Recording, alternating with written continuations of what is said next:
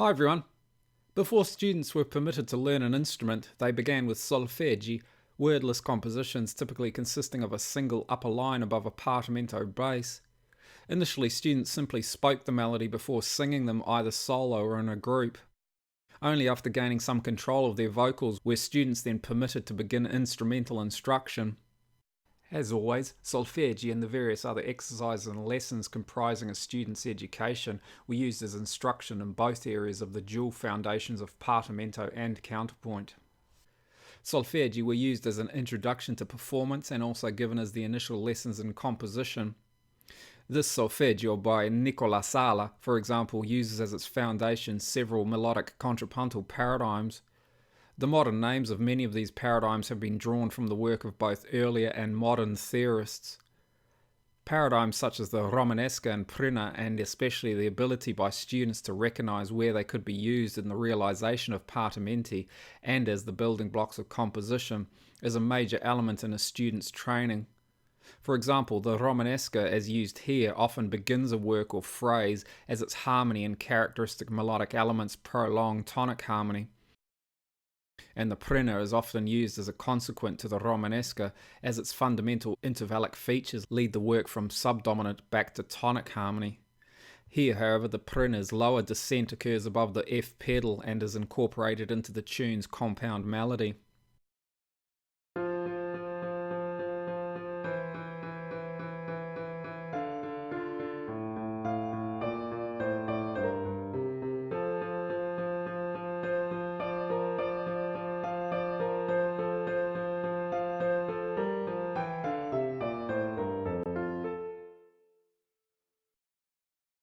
Another important preliminary exercise in both Partimento and counterpoint instruction was the use of Cadenze, basic structures often using initial and concluding tonic harmony divided by a central dominant.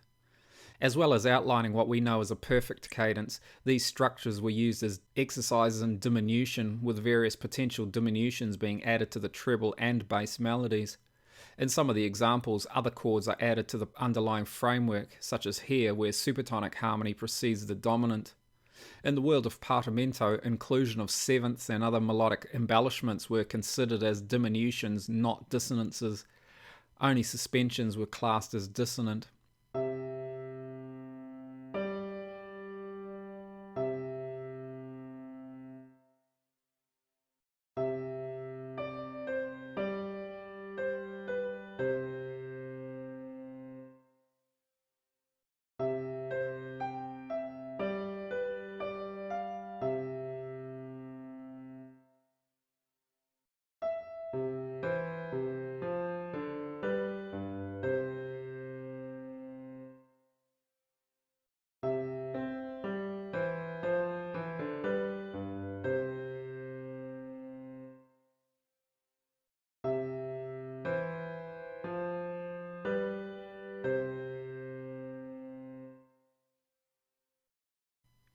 Cadences as we know them came in a variety of types, and the same cadence was often known by several labels.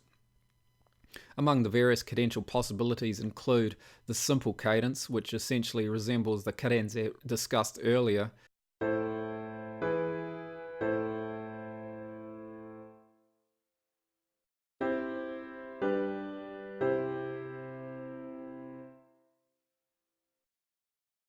compound cadences, which include a 4-3 suspension over dominant harmony,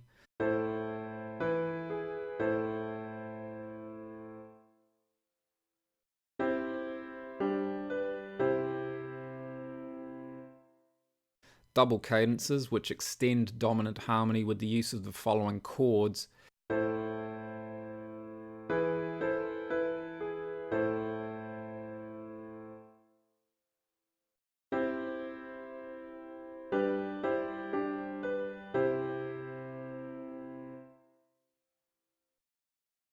the feigned cadence, which one possible interpretation suggests is a cadential progression used to delay the tonic, here for example with a prolongation of supertonic harmony.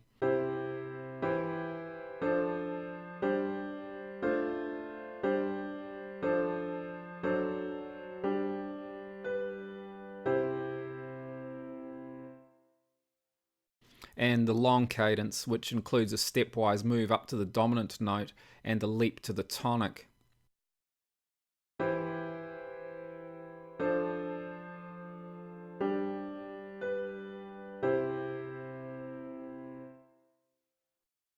As with most things taught as part of the Partimento tradition, these cadential types could be embellished and altered as required. I hope you found this useful. Thanks for watching. See you next time.